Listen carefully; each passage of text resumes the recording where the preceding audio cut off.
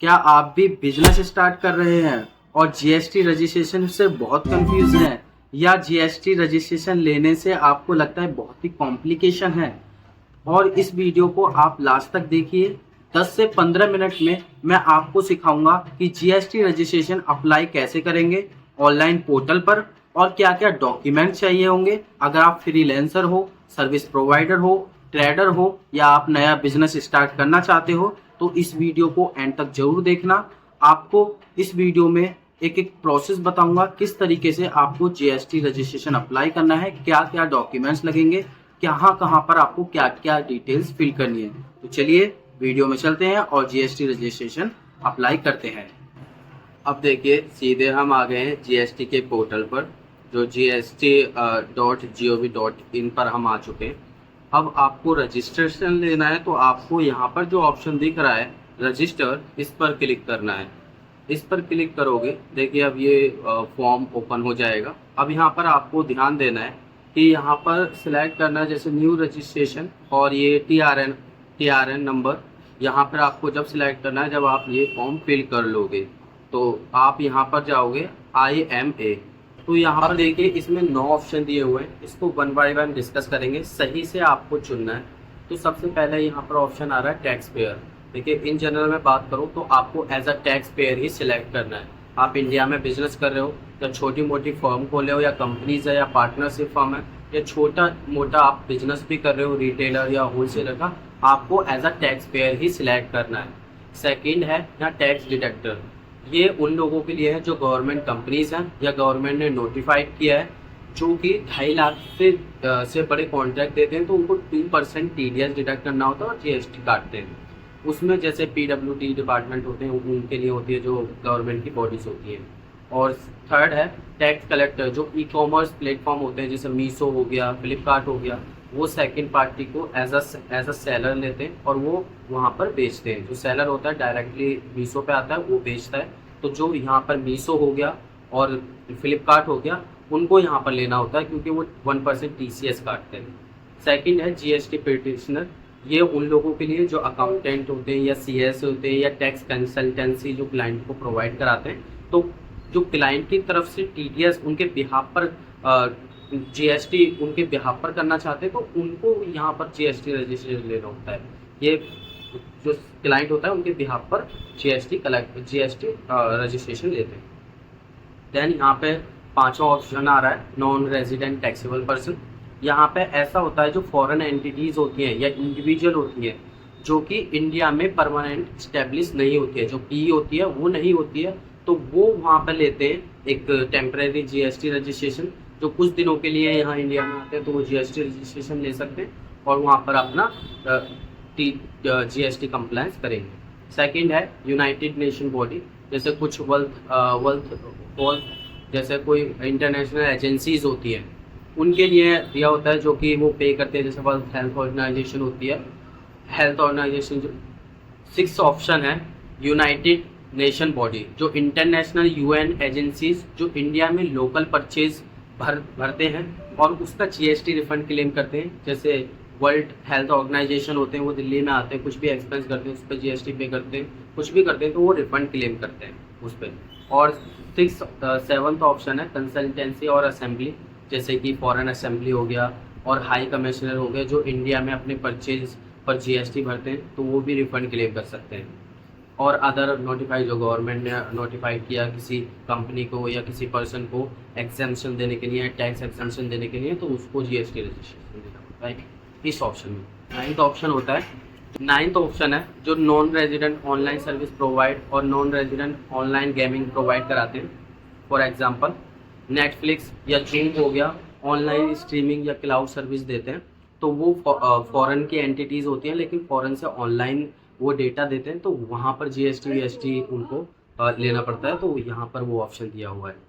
अब चलिए ये आप as a tax payer select करेंगे और आगे बढ़ेंगे। उसके बाद आप यहाँ पर वो स्टेट सिलेक्ट करेंगे जिस स्टेट से आप हो, वो स्टेट से सिलेक्ट करेंगे। जैसे अभी मैंने यहाँ पर दिल्ली सिलेक्ट किया है। उसके बाद उसका डिस्ट्रिक्ट, जो भी डिस्ट्रिक्ट से आप हो वो यहाँ पर सिलेक्ट कर लेना है अकॉर्डिंगली। तो यहाँ पर अभी मैं नॉर्थ वेस्ट दिल्ली सिलेक्ट कर लेता हूँ। यहाँ पर देखिए कई लोग गलती कर देते हैं, जैसे आप इंडिविजुअल हो, आप आपका नाम जो भी है अंकित या कोई भी है, आप उसके अकॉर्डिंग आपके पैन नंबर पर जो नाम है, कुछ लोग क्या करते हैं पैन नंबर और जो बिजनेस दिया हुआ है, कोई भी बिजनेस, आकाश इंस्टीट्यूट या कोई भी अदर सर्विसेज या रिटेलर बिजनेस, आप उसके साथ नाम डाल देते हैं। वो गलती मत कीजिएगा। आपके पैन नंबर पर जो नाम है आप वही यहाँ पर डालना है और उसके बाद आप अपना पैन नंबर डाल दोगे और यहाँ पर मेल आईडी और फ़ोन नंबर डाल देंगे। देखिए, अगर आपके पास फ़ोन नंबर या जिस पर्सन का आप कर रहे हो वो नहीं है, आप अपना डाल सकते हो। बाद में आप अपडेट करना चाहते हो तो अपडेट कर सकते हैं, लेकिन फ़िलहाल के लिए यहाँ पर मेल आईडी और फ़ोन नंबर जरूर डालना है, क्योंकि यहाँ पर डालने के बाद आपके पास OTP वेरिफिकेशन आएगा। आपको OTP डालना पड़ेगा, आपके फ़ोन नंबर पर अलग आएगा और मेल आईडी पर अलग आएगा। और कैप्चा फिल करोगे, उसके बाद प्रोसीड करोगे तो आपका TRN नंबर जनरेट हो जाएगा। TRN नंबर जैसे ही जनरेट होगा, आपका इस तरीके से TRN नंबर जनरेट हो जाएगा। अब ये TRN नंबर लेना है और आपको GST पोर्टल पर दोबारा आना है।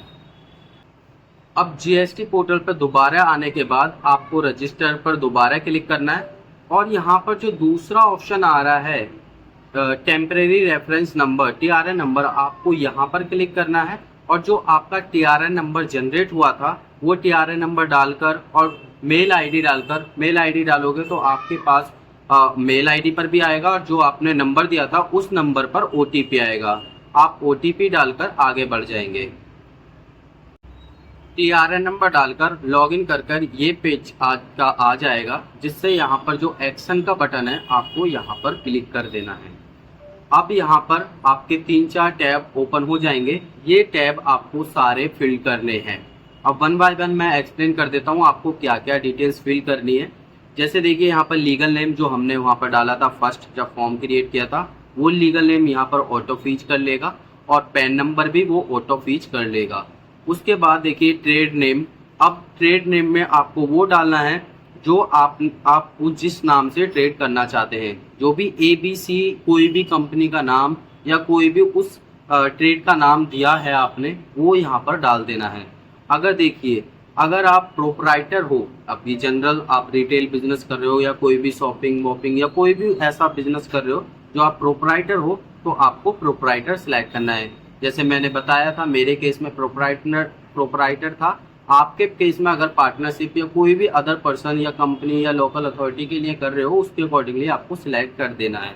अभी मैं यहाँ पर प्रोपराइटर पर ही क्लिक करूँगा। उसके बाद नीचे आएंगे, यहाँ पर आपका स्टेट और डिस्ट्रिक्ट आपको सिलेक्ट कर लेना है। आप नीचे आओगे थोड़ा स्क्रॉल करके। अब देखिए, यहाँ पर एक ऑप्शन आता है, अगर आप स्मॉल बिजनेस हो या छोटे बिजनेस हो तो ये पॉइंट आपके लिए बहुत इंपॉर्टेंट हो जाता है। अगर आप छोटे बिजनेस के लिए लेना चाहते हो, जो कि आपके पास GST रजिस्ट्रेशन बहुत फास्ट तरीके से आ सकता है, क्योंकि मोस्ट ऑफ द बिजनेस जो बड़े होते हैं उसमें थोड़ा टाइम लगता है, 3-4 दिन या 7 दिन, जो भी 15 दिन या मैक्सिमम 14 डेज भी लग सकते हैं। अगर आप यहाँ पर यस क्लिक करते हो, आप स्मॉल बिजनेस हो जो 2-2.5 लाख रुपए से कम का टैक्स पे कर रहे हो, तो आप यहाँ पर ये सिलेक्ट कर लोगे। अदरवाइज आप यस पर क्लिक करके आगे बढ़ेंगे। अभी मैं छोटे बिजनेस के लिए कर रहा हूँ तो यहाँ पर यस करेंगे और यहाँ पर हेयर बाय या इस डिक्लेरेशन को आप क्लिक करोगे। उसके बाद आपके यहाँ रीजन पूछेगा रजिस्ट्रेशन का। देखिए, A to Z अगर आपका रीजन नहीं पता आपको, तो यहाँ पर वॉलेंट्री बेसिस डालना है, क्योंकि कुछ टर्नओवर दी हुई है कि आपकी 40 लाख से ज़्यादा या स्टेट वाइज कुछ अदर थ्रेशोल्ड दिए हुए हैं। उस कैटेगरी का में आते हो तो आपको उसके अकॉर्डिंग यहाँ पे सिलेक्ट करना है। अदरवाइज वॉलेंट्री लेते, छोटे मोटे बिजनेस लेते हैं, तो उसके लिए यहाँ पर वॉलेंट्री बेसिस पर ही क्लिक कर देना है। देन आपका यहाँ पर डेट ऑफ इनकॉर्पोरेशन, जैसे आपका इनकॉर्पोरेशन आपको पता है तो आप डाल दीजिए। अदरवाइज जिस डेट पर आप रजिस्ट्रेशन अप्लाई कर रहे हो वो यहाँ पर डाल देंगे। देन आपको यहाँ पर और कोई सिलेक्ट नहीं करना है, यहाँ पर कोई भी डॉक्यूमेंट्स आपको अपलोड नहीं करना है। एंड देन आप सेव एंड कंटिन्यू पर क्लिक करेंगे। अब यहाँ पर आपका सेकंड बटन स्टार्ट हो गया, जो प्रोपराइटर, जो प्रमोटर या पार्टनरशिप जिसके लिए भी आप ले रहे हो उसका यहाँ पर आ जाएगा। अब जो पर्सन अप्लाई कर रहा है, जो पर्सन है जो अप्लाई कर रहा है, जो इस ट्रेडर का ऑनर है, उसकी डिटेल्स यहाँ पर आएगी। जैसे यहाँ पर ऑटो फीच कर लिया है, जो पर्सन है उसका नाम आ गया, उसका लास्ट नेम आ गया, उसके फादर का नेम यहाँ पर आ गया है और उसके फादर का लास्ट नेम।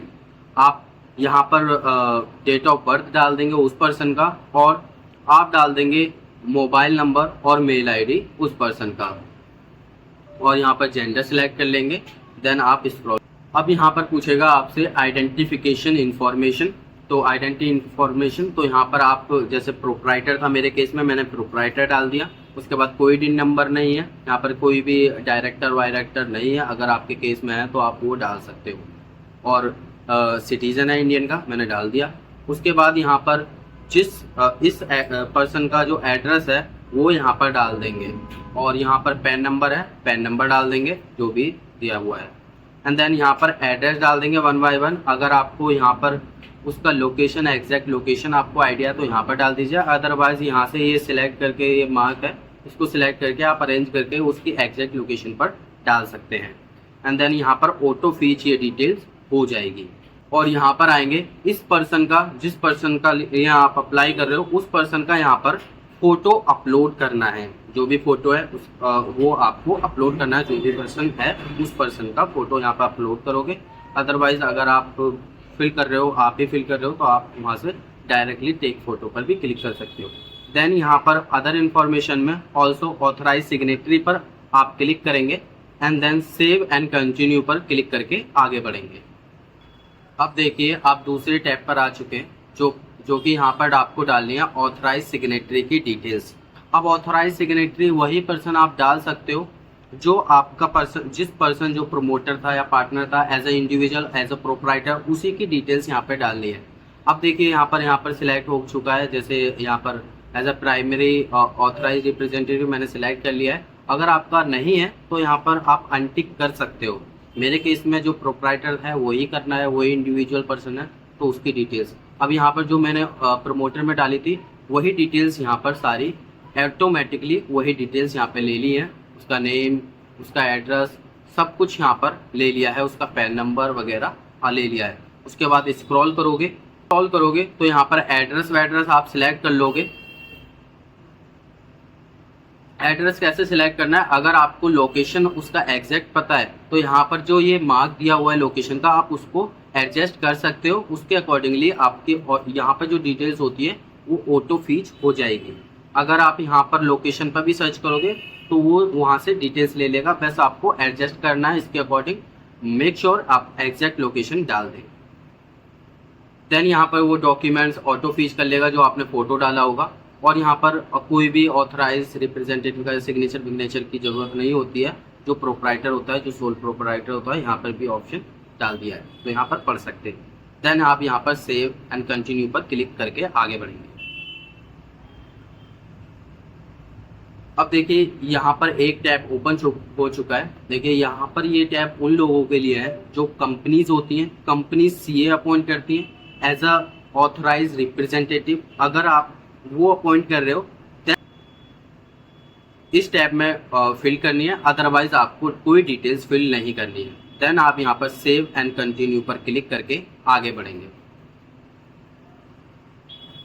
अब यहाँ पर वो टैब ओपन हो चुका है जहाँ पर प्रिंसिपल प्लेस ऑफ बिजनेस, जहाँ पर आपका बिजनेस सेटअप है या बिजनेस की लोकेशन है, आपको उसकी डिटेल्स डालनी है। अब देखिए यहाँ पर स्क्रॉल करोगे तो यहाँ पर वही जो मैंने फर्स्ट टैब में बताया था कि आप अगर एग्जैक्ट लोकेशन आपको पता है, देन आप यहाँ पर ये जो दिया हुआ है इसके अकॉर्डिंग आप एडजस्ट करके उस लोकेशन को चेंज कर सकते हो और उस पे एग्जैक्ट लोकेशन लगा सकते हो। यहाँ पर ऑटो फीच कर लेता है डिटेल्स। अब आप यहाँ पर स्क्रॉल करोगे नीचे, अब यहाँ पर आपकी जुडिक्शन डिटेल्स, सर्कल डिटेल्स, वो अकॉर्डिंगली जो ऊपर सिलेक्ट करोगे यहाँ पर ऑप्शन आ जाएगा, आप उसके अकॉर्डिंग सिलेक्ट कर लोगे। यहाँ पर कमिश्नरेट का डिटेल्स आ जाएगी और जो आप रेंज होगी, रेंज एक बार आप सर्च कर लेना गूगल पर, ये जो भी डिटेल्स दी हुई हैं, या यहाँ पर जाओगे रेफर लिंक पर, यहाँ से आप डिटेल्स देख सकते हैं। जो आपका रिस्पेक्टिव पड़ता है वही आपको सिलेक्ट करके डिटेल्स डालनी है। और आपका office mail ID, telephone number, आप यहाँ पर जो भी आपके पास है डिटेल्स वो डाल देंगे। अब मोस्ट इम्पोर्टेंट सपोज कीजिए आप कोई भी बिजनेस कर रहे हो तो आपको उसका प्रूफ डालना होता है। अभी जैसे कोई भी लीज है, कोई भी आप घर में ही बिजनेस स्टार्ट कर रहे हो और जो बिजली का बिल आ रहा है वो किसी अदर पर्सन, आपके पापा के नाम से आ रहा है, आपकी वाइफ के नाम से आ रहा है या आपकी मदर के नाम से आ रहा है, तो आप डायरेक्टली वो इलेक्ट्रिसिटी बिल अपने आप से नहीं लगा सकते। आपको अपनी मदर, आपके फादर या आपकी वाइफ, जो भी रिस्पेक्टिव पर्सन होगा, उस पर्सन से एक कंसेंट लेटर आपको लेना होगा। आपको जो भी तहसील में जाना होगा वहाँ से एक एफिडेविट बनवाकर वो एक लेटर बनवा लेना होगा। वहाँ पर आप सिग्नेचर विग्नेचर कराओगे आपकी वाइफ और आपके, देन आपको यहाँ पर कंसेंट लेटर आपको अपलोड करना है। देन आपका नीचे एक ऑप्शन आएगा परमिसेस, जो भी प्रिंसिपल ऑफिसर के लिए, वहाँ पर इलेक्ट्रिसिटी बिल लगा सकते हैं। यहाँ पर छोटे बिजनेस के लिए 2 ही डॉक्यूमेंट, आपके पास कंसेंट लेटर है आप वो डाल दीजिए। अगर आपके नाम पर बिल है देन आप अपना नाम, आप वो बिल ही चलेगा, और चीज़ आपको डालने की ज़रूरत नहीं है। देन आप यहाँ पर आओगे नेचर ऑफ बिजनेस एक्टिविटीज़। यहाँ पर आप सपोज कीजिए आप सर्विस, कोई भी सप्लाई और सर्विस कर रहे हो, यहाँ पर सिलेक्ट करना है। कोई भी IT सर्विसेज दे रहे हो या कोई भी स्पा में कोई भी स्पा दे रहे हो, वो भी सर्विसेज होता है। या कोई भी आप सपोज कीजिए कंसल्टेंसी फर्म खोली हुई है, वो भी सर्विसेज होते हैं, तो यहाँ पर आप सर्विस सिलेक्ट कर लोगे। अगर आप कोई भी गुड्स में डील करते हो देन आप रिटेल बिजनेस और वेयर हाउस कोई भी ऑप्शन सिलेक्ट कर सकते हो। रिस्पेक्टिव आप ध्यान रखें वो मेक श्योर आपकी डिटेल्स मैप हो आपके बिजनेस से। देन आप यहाँ पर सेव एंड कंटिन्यू पर क्लिक करके आगे बढ़ जाएंगे। अब यहाँ पर आपका गुड्स एंड सर्विसेज से related additional place of business आपका है तो आप यहाँ पर डाल दीजिए, अदरवाइज आपके पास नहीं है डिजिटल हो तो आपको डालने की जरूरत नहीं है। आप सिंपली आप कंटिन्यू पर क्लिक करके आगे बढ़ जाएंगे। मोस्ट इम्पोर्टेंट, आपको HSN कोड जरूर डालना है। अब HSN कोड से ये होगा कि आप जो भी ITC होता है वो क्लेम रिस्पेक्टिव कर पाते हो। वही आप जब भी डिटेल्स करते हो वो रेफरेंस के लिए होता है। आप गूगल पर सर्च करोगे आपके बिजनेस से रिलेटेड 2-4 आप HSN कोड यहाँ पर डाल दीजिएगा। देन आप यहाँ पर कोई भी बिजनेस होगा उससे रिलेटेड भी सर्च करोगे, यहाँ पर डिटेल्स आ जाएगा। देन आप यहाँ पर सेव एंड कंटिन्यू पर क्लिक करोगे। मेक श्योर आप 2-3 डाल देना। देन सेव एंड कंटिन्यू पर क्लिक करोगे। अब यहाँ पर इसको स्किप कर सकते हो, अगर आपके पास डिटेल्स हैं तो डाल दीजिए, अदरवाइज आप स्किप। अब आपके पास ये टैब ओपन हो चुका है। अब प्रोप्राइटर यहाँ पर सिलेक्ट करेंगे यस। अगर आप आधार ऑथेंटिकेटर से ये करना चाहते हो देन आप यहाँ पर यस करोगे एंड देन नीचे आओगे, यहाँ पर वो पर्सन की डिटेल्स आ जाएगी एंड देन आप यहाँ पर सेव एंड कंटिन्यू पर क्लिक कर दोगे। अगर आपको आधार ऑथेंटिकेशन से नहीं करना है तो अनटिक कर दोगे, अदरवाइज मेक श्योर आप प्रोप्राइटर हो तो आधार ऑथेंटिकेटर से ही करना है। देन आप सेव एंड कंटिन्यू पर क्लिक करोगे, ये पॉपअप आएगा, पे करेंगे। पाओगे ये वेरिफिकेशन पेज है। यहाँ पर आओगे, यहाँ पर ऑथराइज सिग्नेटरी की डिटेल्स जो आपने स्टार्टिंग में डाली होगी वो यहाँ पर देखिए, मेरे केस में ये आ गया है तो यहाँ पर सिलेक्ट करेंगे और एड्रेस डालेंगे। जिस एड्रेस से आप फॉर्म फिल कर रहे हो वो एड्रेस डालेंगे एंड देन आप यहाँ पर आपके पास DSC या DSC से करेंगे। अगर आप सबमिट विद EVS से सबमिट विद EVS पर क्लिक करेंगे। यहाँ पे जो OTP गया होगा वो आपके जो यहाँ पर फ़ोन नंबर डाला होगा उस फ़ोन नंबर पर आपका OTP गया होगा। वो OTP से यहाँ पर वेरीफाई कर लेना है, वैलिडेट कर लेना है OTP। आपके फ़ोन नंबर पर जो भी आपने स्टार्टिंग में फ़ोन नंबर डाला होगा उस फ़ोन नंबर पर ये OTP जाएगा। आपको यहाँ पर OTP डालना है एंड देन वैलिडेट OTP पर क्लिक कर देना है। अब देखिए आपने जो फॉर्म फिल किया था ये सबमिट हो चुका है सक्सेसफुली। अब आपके फ़ोन नंबर पर एक ARN आया होगा जिससे कि आप वो स्टेटस चेक कर सकते हैं और आपकी मेल ID पर एक लिंक आया होगा। उस लिंक पर जाकर के आपको आधार ऑथेंटिकेशन करना है जिसमें आप आधार की डिटेल डालोगे। उसके बाद उसमें जो भी OTP होगा जो आधार कार्ड में लिंक होगा उस नंबर पर OTP जाएगा, वो आधार वेरिफिकेशन करना है। अगर आप वो प्रोसेस करते हो तो आप इंडिविजुअल हो या छोटे स्मॉल बिजनेस हो तो आपके पास 20 से 25 मिनट में ही आपका GST रजिस्ट्रेशन आ जाएगा। अब आपके पास जो ARN आया होगा उससे आप स्टेटस भी चेक कर सकते हो। आप उस ARN को लेकर के आओगे, इस GST पोर्टल पर आओगे और यहाँ पर जो सर्विस का ऑप्शन है इस सर्विस पर क्लिक करोगे और यहाँ पर रजिस्ट्रेशन का ऑप्शन आ रहा है एंड देन यहाँ पर ट्रैक एप्लीकेशन स्टेटस, इस पर क्लिक करोगे, आपके पास जो ARN आया होगा, आपको सिंपली उस ARN को यहाँ पर डालना है एंड देन सर्च करना है, आपका वो स्टेटस आ जाएगा। लेकिन अगर आपने आधार ऑथेंटिकेशन से किया है, आपके पास 20 से 25 मिनट या 1 घंटे में आपका GST रजिस्ट्रेशन आ जाएगा। बिजनेस जो मोर टर्नओवर के हैं उसमें मैक्सिमम टाइम भी हो सकता है, लेकिन छोटे बिजनेस के लिए आधार ऑथेंटिकेशन से करेगा, उसके पास बहुत जल्दी 1 घंटे में भी आ सकता है। इस वीडियो में ही इतना ही। अगर आपको ये वीडियो पसंद आया हो, प्लीज़ मेरे इस वीडियो को लाइक करना और चैनल को सब्सक्राइब जरूर करना। Thank you for watching.